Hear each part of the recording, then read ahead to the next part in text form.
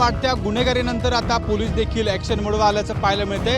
शहरामध्ये असलेल्या ज्या अनधिकृत टपरे आहेत ते टपरे हटवण्याचं काम सध्या नाशिक शहराच्या विविध पोलीस ठाणे हद्दीमध्ये सुरू आहे। मी सध्या नाशिकच्या पंचवटी परिसरामध्ये आहेत। आरटीओ परिसरामध्ये देखील आपण जर बघितलं तर मोठ्या प्रमाणात या ठिकाणी अनधिकृत ज्या टपऱ्या होत्या त्या टपऱ्या काढून या ठिकाणी आता पोलिसांची थेट कारवाई पाहायला मिळत आहे। खरं तर अनेक ठिकाणी या ठिकाणी सराईत गुन्हेगार असतील किंवा काही इतर टवाळखोर असतील त्यांचे हे अड्डे या ठिकाणी असल्याचं पोलिसांच्या तपासणीमध्ये या ठिकाणी समोर आलेलं होतं आणि त्यानंतर पोलिसांच्या माध्यमातून आता ही संपूर्ण कारवाईची आहे ती सुरू करण्यात आलेली आहे। शहरातल्या विविध पोलीस ठाणे हद्दीमध्ये देखील अशा पद्धतीची कारवाई आता सुरू राहील। या संदर्भात सूचना ज्या आहेत ते पोलीस आयुक्तांनी दिल्यानंतर आता संपूर्ण नाशिक शहरामध्ये जे अनधिकृत टपरे आहेत अनधिकृत जे दुकानं आहेत त्या ठिकाणी हटवण्याचं काम सुरू आहे। माझ्यासोबत पोलीस उपायुक्त मोनिका राऊत मॅडम आहेत। मॅडम, खरं तर नाशिकमध्ये वाढती गुन्हेगारी एका बाजूला पाहायला मिळते, पोलिसांची कारवाई पाहायला मिळते, कशा पद्धतीने अनधिकृत जे टपरे आहेत ते आपण हटवतोय?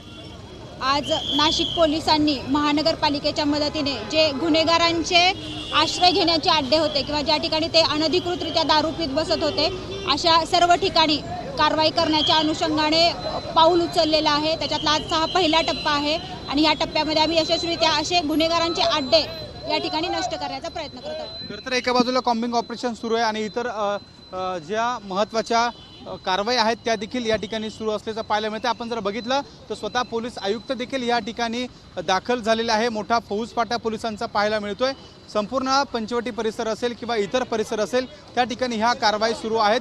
स्वतः पोलीस आयुक्त रस्त्यावर उतरलेले आहेत आणि स्वतः पोलीस आयुक्तांच्या माध्यमातून ज्या शहरातल्या अनधिकृत टपरे आहेत ते या ठिकाणी हटवण्यात येत आहे।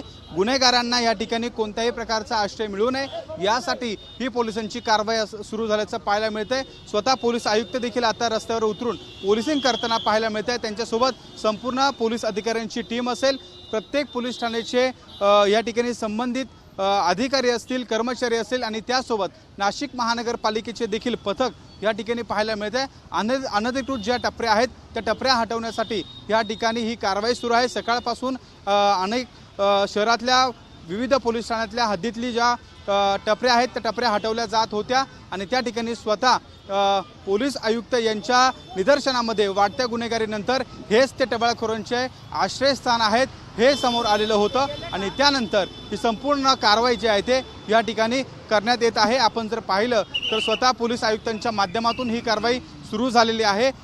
सर्व अधिकारी, वरिष्ठ अधिकारी हे आता आपल्याला थेट रस्त्यावर उतरून काम करताना पाहायला मिळतंय। एकूणच शहरातली वाढती गुन्हेगारी रोखण्यासाठी पोलिसांसमोर मोठं आव्हान या ठिकाणी निर्माण झालेलं आहे आणि स्वतः पोलीस आयुक्त देखील आता थेट रस्त्यावर उतरून या ठिकाणी कारवाई करताना पाहायला मिळते। पंचवटी परिसरामध्ये देखील अशा पद्धतीची कारवाई या ठिकाणी सुरू झालेली आहे आणि एकूण जर पाहिलं तर शहरातले महत्त्वाचे पोलीस ठाणे आहेत या ज्या ठिकाणी हे अनधिकृत टपऱ्या वगैरे इतर जे होतं त्या ठिकाणी हटवण्याचं काम सुरू आहे। माझ्यासोबत पोलीस आयुक्त आहेत। सर, खरं तर स्वतः आपण मैदानात उतरून आता ही सगळी कारवाई करताय। गुन्हेगारांचे हे अड्डे आहेत, एकूण कशा पद्धतीने संपूर्ण अनधिकृत टपऱ्या हटवल्या जात आहेत? ज्या ठिकाणी अनधिकृत किंवा जे टवाळखोर किंवा ज्या ठिकाणी दारू पिऊन काही जे गुंड लोक वगैरे बसतात किंवा ज्या ठिकाणी परमिशन नाही आहे, दारू पितात, त्यामुळे लोक बरेच बाहेर हे करतात, तर त्या सगळ्यांवर आज कॉर्पोरेशननी कारवाई केलेली नाशिक महानगरपालिकेने आणि त्याच्याबद्दल आम्ही नाशिक महानगरपालिकेचे आभारी आहोत। नक्कीच, खरं तर पोलीस जे आहे ते आता रस्त्यावर उतरल्यानंतर नाशिक महानगरपालिकेच्या माध्यमातून जे पथकं आहेत त्यांची देखील मदत घेतली जात आहे आणि स्वतः पोलीस या ठिकाणी उतरून ही संपूर्ण कारवाई करत असल्याचं आपल्याला एकूणच पाहायला मिळत आहे। कॅमेरामन मयूर बारकेसह शुभम बोडके, एबीपी माझा, नाशिक। एबीपी माझा, उघडा डोळे बघा नीट।